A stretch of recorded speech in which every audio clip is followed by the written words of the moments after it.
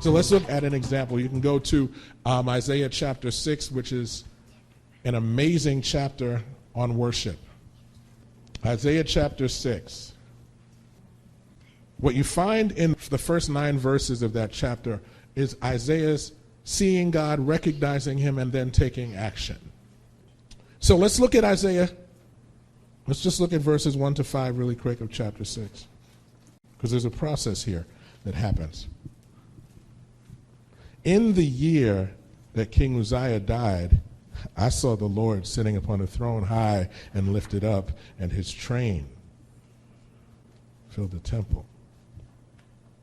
Above it stood the seraphims, each one had 6 wings. With twain he covered his face, with twain he covered his feet, and with twain he did fly.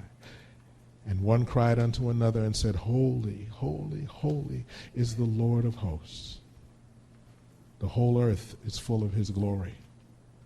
And the posts moved at the voice of him that cried, and the house was filled with smoke. Then said I, Woe is me, for I am undone. Because I'm a man of unclean lips, and I dwell in the midst of a people of unclean lips, and mine eyes have seen the King, the Lord of hosts. So he saw, and then he recognized. Now,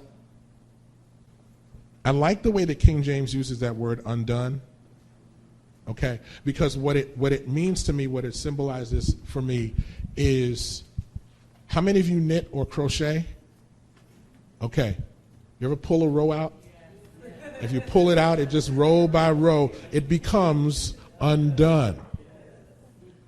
Everything that we think about ourselves, our cleverly crafted image, the front that we present to other people when they see us, well, I'm Reverend Cyril German, and I am. Okay? But in the face of God,